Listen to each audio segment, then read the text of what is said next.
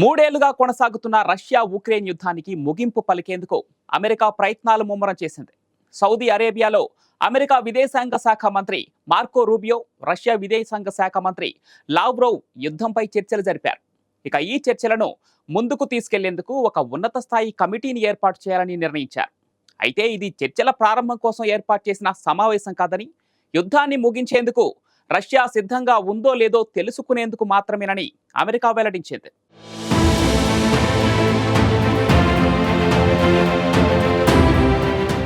మూడేళ్లు గడుస్తున్న Russia Ukraine యుద్ధానికి బ్రేక్ పడ్డలేదు. 2022 ఫిబ్రవరి 24న ఉక్రెయిన్ను స్వాధీనం చేసుకునేందుకు రష్యా ప్రారంభించిన ఈ యుద్ధం లక్షలాది మందిని బలి తీసుకుంది.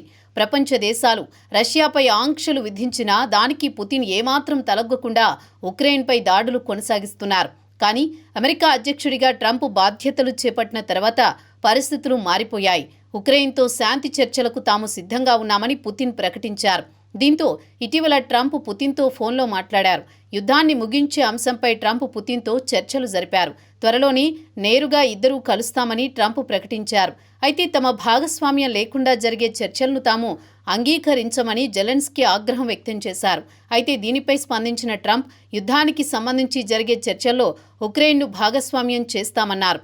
కానీ అమెరికా మాత్రం ఉక్రెయిన్ లేకుండానే ఈ చర్చలను ప్రారంభించింది. సౌదీ అరేబియా రాజధాని రియాద్లోని దిర్హియా ప్యాలెస్లో రష్యా, అమెరికా దేశాల విదేశాంగ మంత్రులు తొలి విడత భేటీ అయ్యారు. యుద్ధాన్ని ముగించేందుకు ఒక ఉన్నత స్థాయి కమిటీని ఏర్పాటు చేయాలని నిర్ణయించారు. అమెరికా, రష్యా విదేశాంగ మంత్రులు మార్కో రుబియో, సెర్గీ లావ్రోవ్ యుద్ధానికి ఎలా ముగింపు పలకాలనే దానిపై ప్రధానంగా చర్చించారు.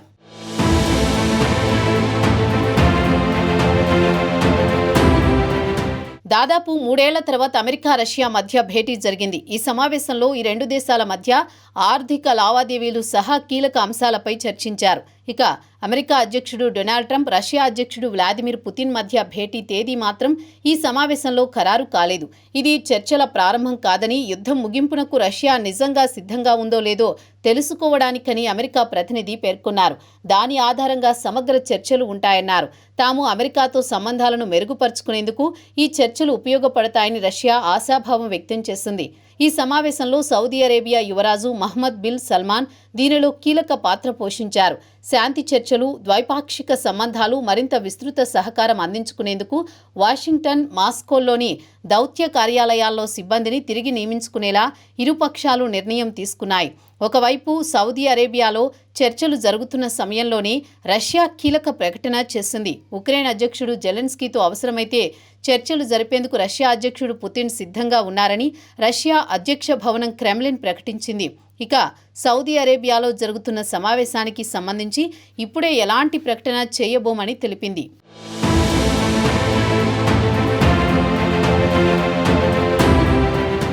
మరోవైపు సౌదీ అరేబియాలో జరుగుతున్న చర్చలపై ఉక్రెయిన్ అధ్యక్షుడు జెలెన్స్కీ అసంతృప్తి వ్యక్తం చేశారు.